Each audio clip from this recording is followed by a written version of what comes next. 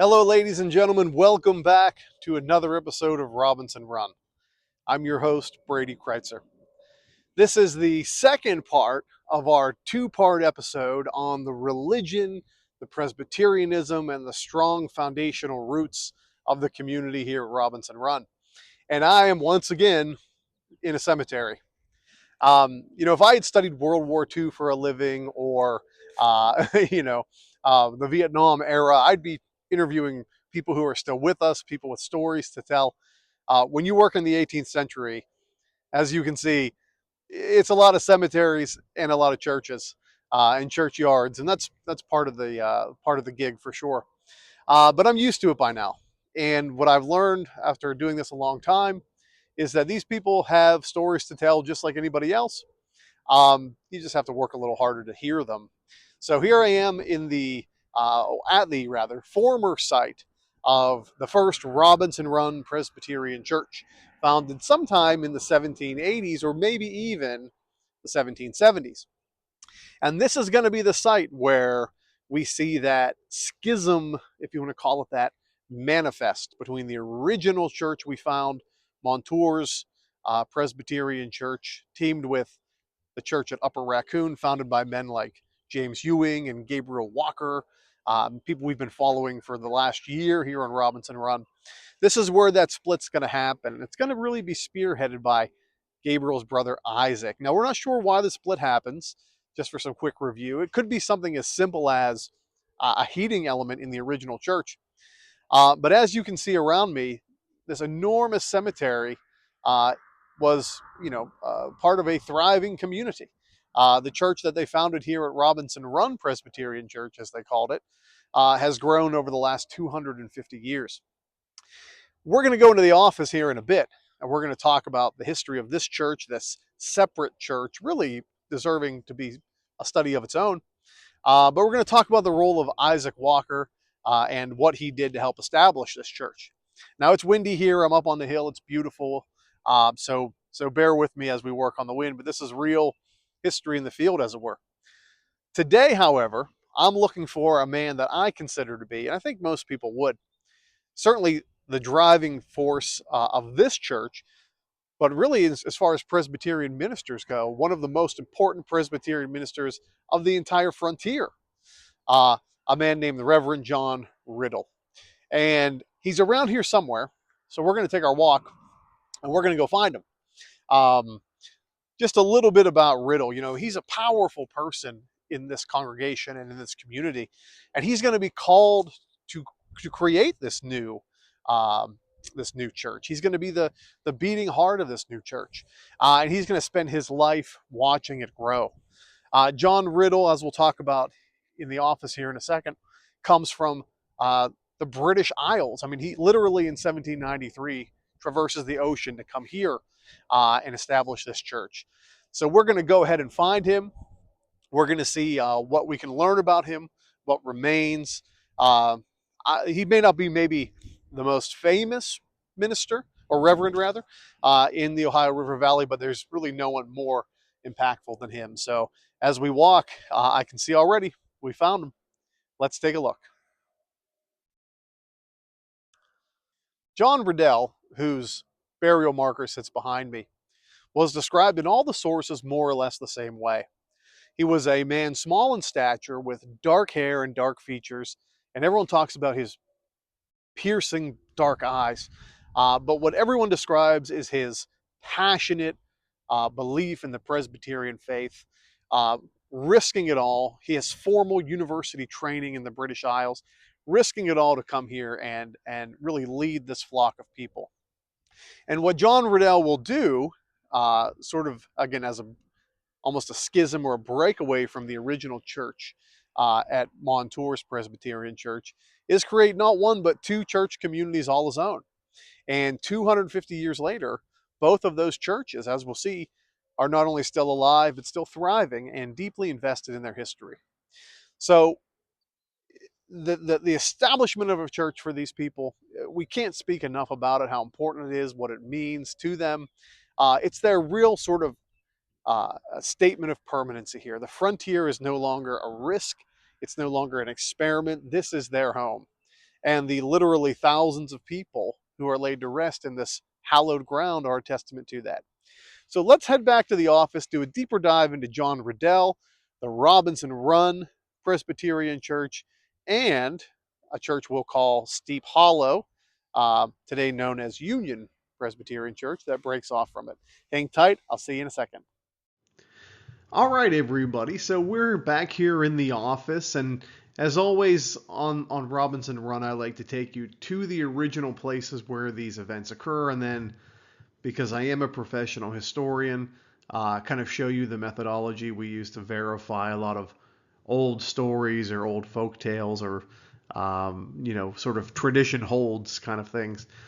So, a couple things we can say about the foundation of really what is a second Presbyterian church serving the community of Robinson Run. A couple things we can say about it is that I really want you to have a clear sense of how this develops and how churches are founded in this time period. So, if you recall in the previous episode, we saw men like James Ewing, Gabriel Walker, and Joseph Scott, among literally dozens of others, petitioning to create two official congregations and applying for a service or a supply of preaching. Supply is the word they use, most commonly in 1778, kind of middle of the American Revolution. The Presbyterian larger entity, the organizational structure here in the West at that time, was known as the Monongahela Presbytery. And the Monongahela Presbytery is based in Brownsville, PA today. Now, we might not think of Brownsville as a very big community. Today, it's really, very modest. But in the 18th century, I mean, when you looked at the West, especially in the years after the Revolution, really, for Western Pennsylvania, that land that was formerly Virginia, you have two major cities. One is Pittsburgh, the other is Washington, and a close third, which we don't think about a lot, is Brownsville, what is today Brownsville, on the Monongahela River. There's a lot of reasons for that. It was a major transportation hub. It only sits about 30 miles or so from Pittsburgh on the river. So a lot of Pittsburgh's industry and capital flowed to Brownsville. So Brownsville is going to be important, and Brownsville is kind of going to be, for those reasons, the center of the Presbyterian Church here in southwestern Pennsylvania at the time. But let's get to the sources and see what we can look at.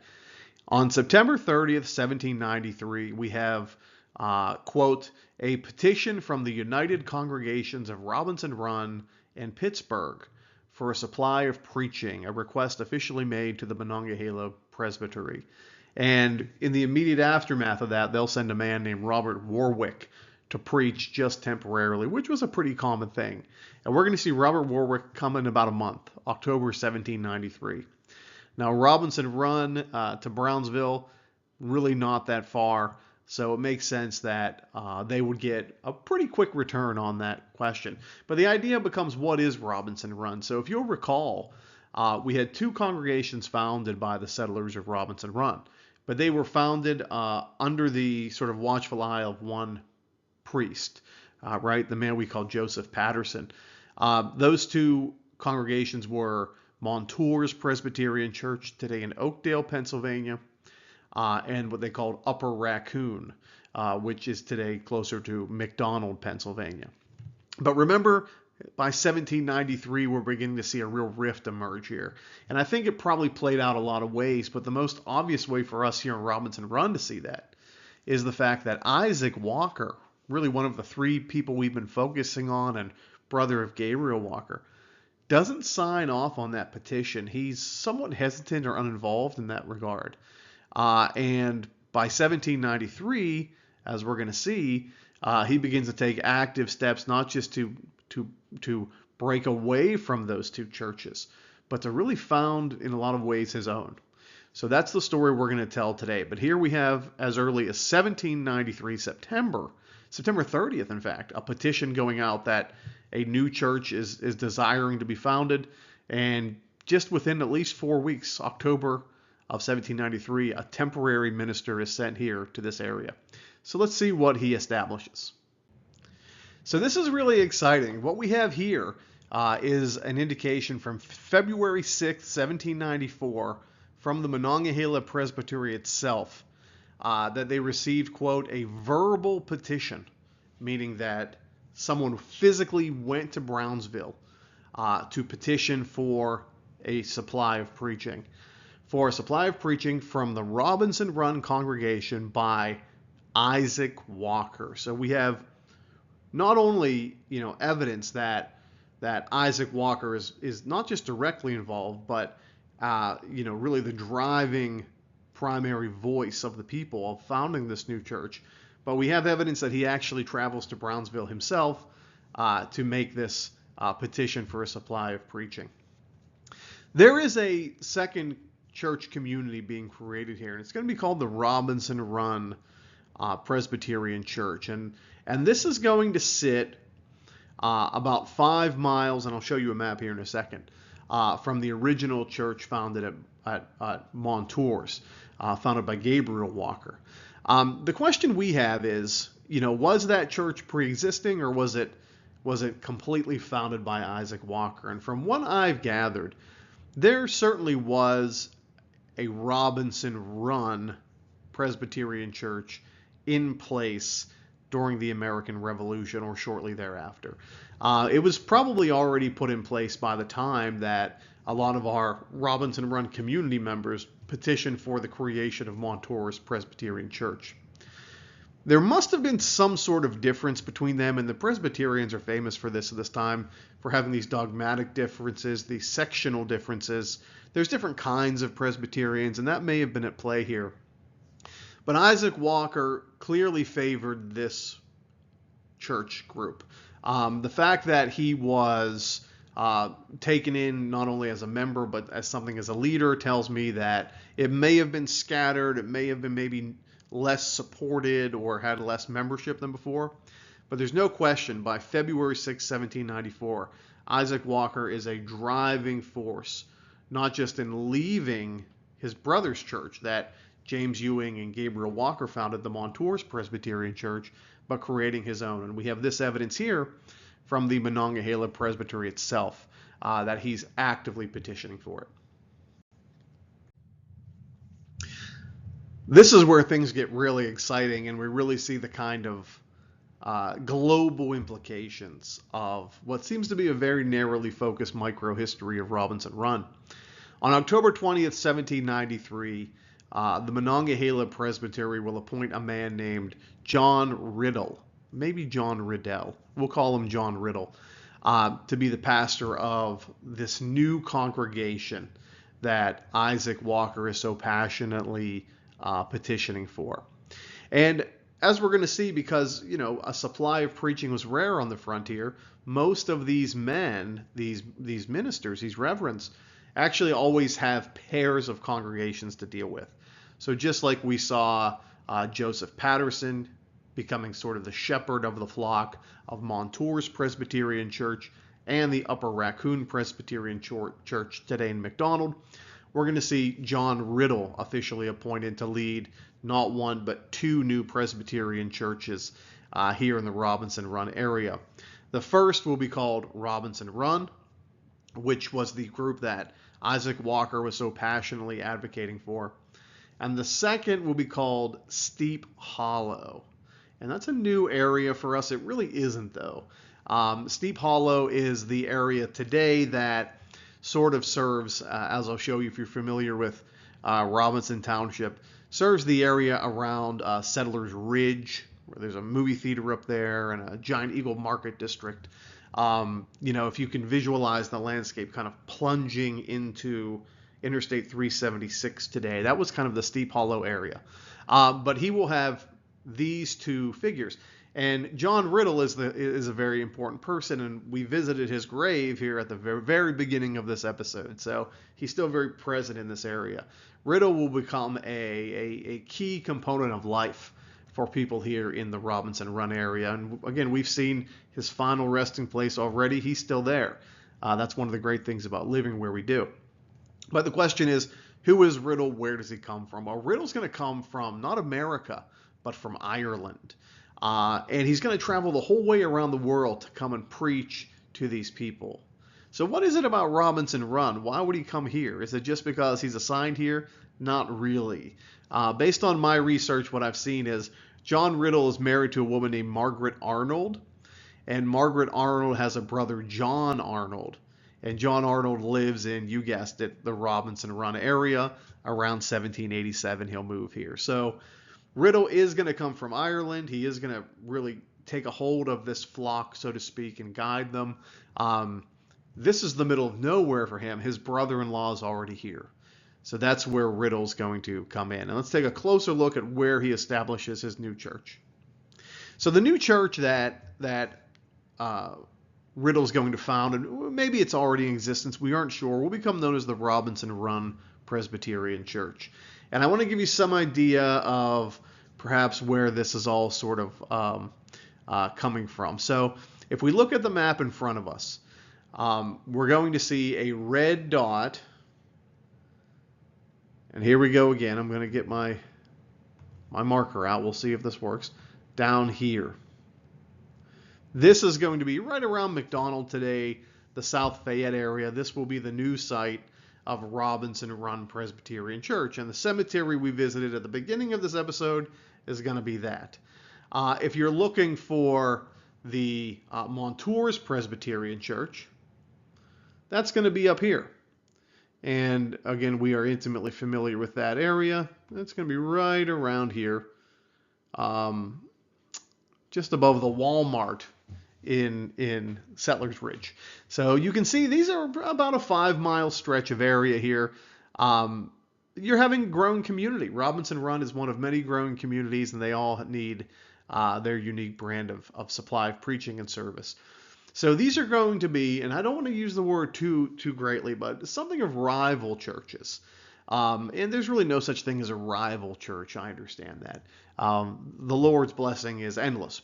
But these two churches are going to kind of be competing for membership. Much in the way that school districts compete today, or really even still churches compete today, trying to attract numbers. Numbers are the strength of a community in any church. So you can see sort of an idea here of what we're looking at. If you want some more perspective, over here near the community of Renderdale, this was that area here where we saw Gabriel and Isaac Walker having their plantations and homesteads. Of course, James Ewing is right here by I-79. So you have kind of a neat and tidy little area here. And people move pretty well, all things considered. So this gives us a good kind of big picture in the modern sense of where they are and what they're doing. So who was the Reverend John Riddell? We visited, again, his grave at the beginning of the episode. Really fiery, passionate man dedicated to this Presbyterian cause.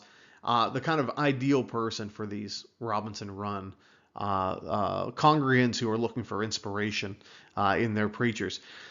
As I mentioned, he was born not here in Pittsburgh or here in America, but in Ireland. And he was trained in the Presbytery of Monaghan. We actually have a full record and account of where he's trained and who he studies under. Even though here in the West, we don't have a lot of great records for what happens when he comes here. Back in Ireland, man, we have tons of records. So we know very well who John Riddell was. He's said to have, as I previously mentioned, dark features, dark eyes, but he was a fiery, passionate speaker. A short man, but one that was unafraid to get right in your face and preach his truth. He received a Master's of Arts from the University of Glasgow in Scotland. And again, he comes to America in 1793 because his wife's brother lives here in Robinson Run, and he's looking to begin his ministry on his own. So interesting guy. We'll continue to follow his career path here in this episode. The dual congregations that John Riddell will shepherd, will watch over when he arrives here, will take on a new name. They will be called, as you can see on the screen, the United Congregations of Robinson's Run and Steep Hollow. So again, we have two rival, if you would, pairs of churches here. Upper Raccoon and Montours. That's the church we discussed in the previous episode. And now the United Congregations of Robinson's Run and Steep Hollow. Steep Hollow's name will change over the next 20 years. They'll be eventually known as the Lower Robinson Run Church, or eventually just the lower branch of Robinson Run. But what's going to happen is Riddell's going to commit himself to both places. He's going to oversee baptisms, marriages, and burials, as well as weekly sermons for each community. And he will spend the next really 23 years kind of being the primary figure in this area. Where does John Riddell live? Well, he wants to live ideally situated between them. So the place he lives is going to be what is today, or was known as Gregg's Station. Now, if you recall going back to the episode about Gabriel Walker's plantation being attacked and raided by British Allied warriors during the American Revolution, Gregg's Station was a part of that story.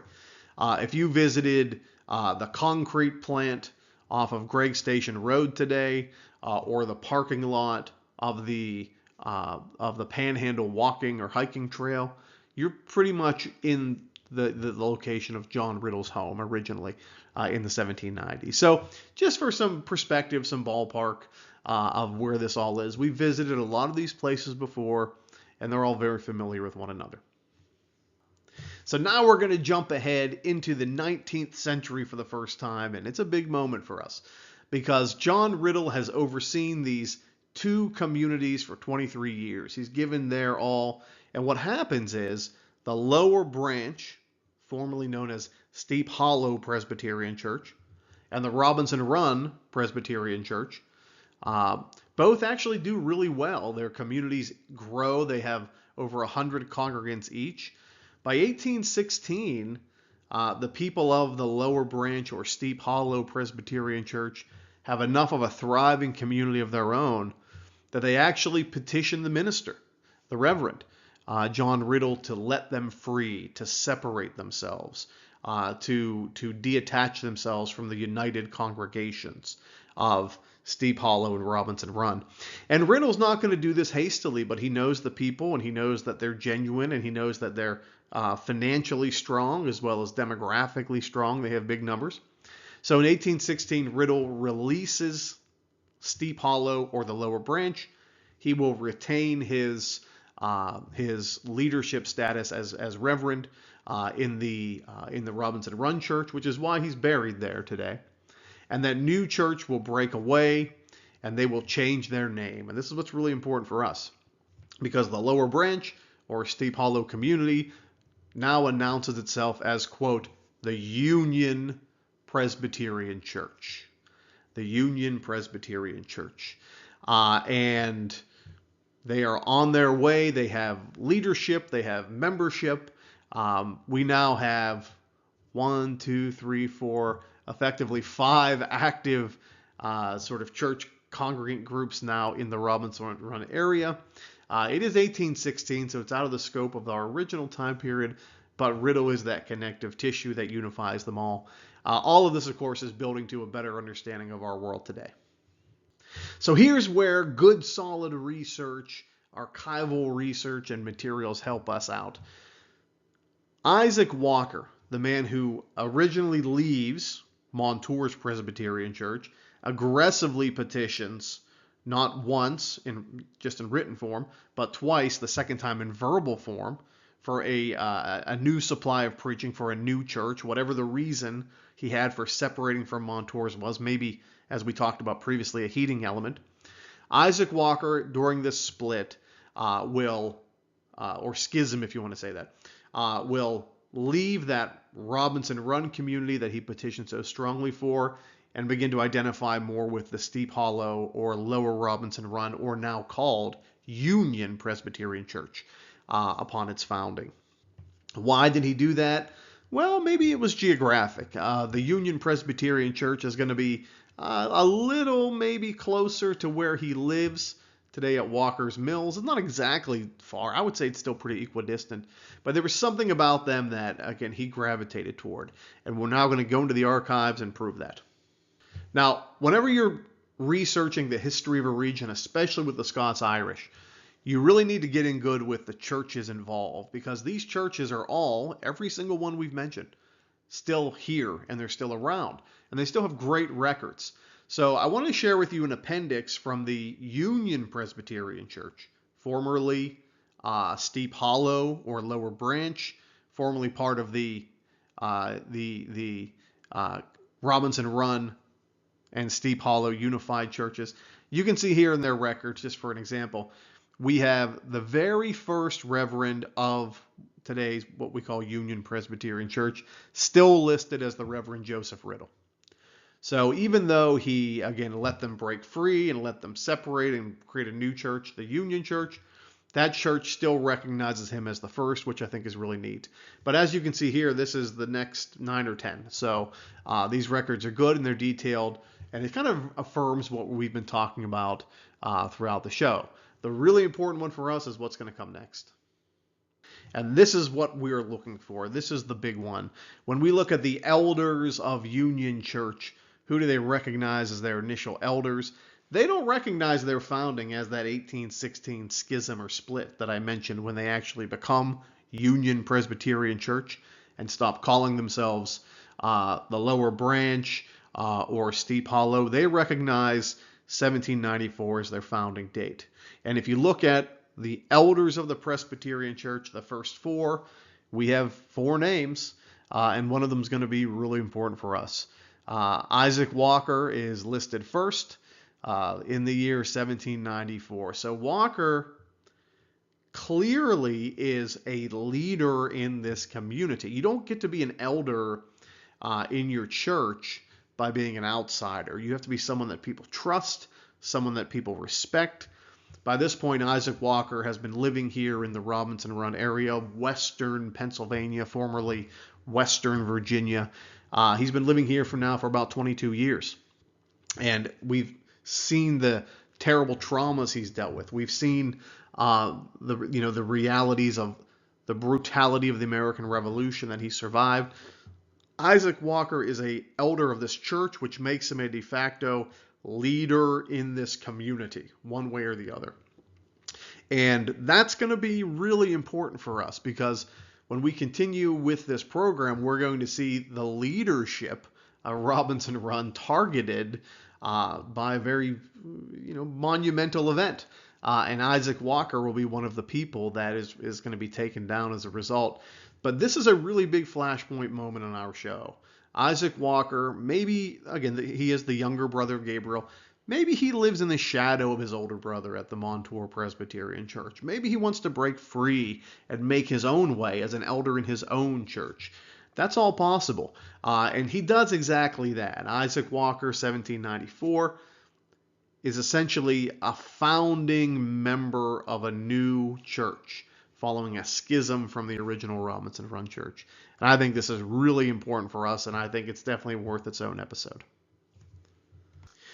When I said I was looking at the church records, this is incidentally important though, of the Union Presbyterian Church. This is the book I was referencing. This is a wonderful treasure trove research material. The Union Presbyterian Church, 1794 to 1994. This is made by several members, active members of the Union Church congregation.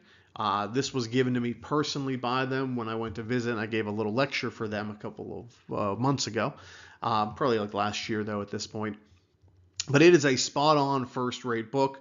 The people that wrote it really care. And I think, what's really important when you look at this, there's no author on the title. On the cover of the book. I mean, there are a few people who could put their names front and center on this, but they did it for the good of the community and the good of the church. And I think that's what's really important. So if you get a chance to find this book, probably having copies of it at the Union Presbyterian Church, I would guess I'd encourage you to get it. There's many detailed records that we haven't even gotten into in this book. But what I want to do now is take us to the Union Presbyterian Church, see what Isaac Walker founded. Right? We've already been to the Montour Presbyterian Church, beautiful, high ground, wonderful place. Let's go to the Union Presbyterian Church and finish off this discussion of religion and society and conflicting political realities of life on the frontier here in Robinson Run. Hang tight, we'll be there in 1 second. Well, here we are at the highest point in Allegheny County, on the grounds of what is today Union Presbyterian Church. Standing right before me is a cemetery filled with the founding members of what was formerly called Steep Hollow Presbyterian Church, then Lower Branch of Robinson Run Presbyterian Church. It's a cemetery chock filled with Revolutionary War veterans, 7 Years War veterans. Really a special, special place. And here I have a view of literally, 10 miles or so of land. I can see downtown Pittsburgh in front of me. I can see probably as far as Washington County. And here, the church you can see behind me stands as the modern Union Presbyterian Church, the place where Isaac Walker will ultimately settle and spend his time as an elder of the church, and really plant his flag as a man in his 50s, a leader in this alternate branch of the Robinson Run community. It's a busy place. It's not quiet. We have Robinson Township, downtown Pittsburgh, parts of Carnegie and Bridgeville, very visible.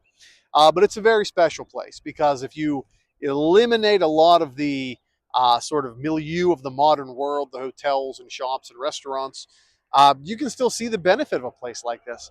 Extremely high ground. I mean, like I said, as far as Allegheny County goes, this is the highest ground you're going to get. But Union Presbyterian Church, kind of one of the ultimate legacies of the Reverend John Riddell, whose grave we visited at the beginning of the episode. He is given pride of place as being the first minister or reverend of this church. Really, really special, powerful place. And yeah, it is kind of hemmed in by the modern world, but it's one of those great reminders of the 18th century. So the Robinson Run story is winding. Sometimes it's very ugly. Sometimes it's very political. The politics of the Presbyterian Church are some of the most important politics of the entire American frontier. But here we are. A special place, beautiful place, a place to contemplate, a place of reverence, and one of these real great connections we have to these people in Robinson Run. We'll see you next time. The story will continue, and it's just about to heat up, believe it or not. I'm Brady Kreitzer. Thanks again.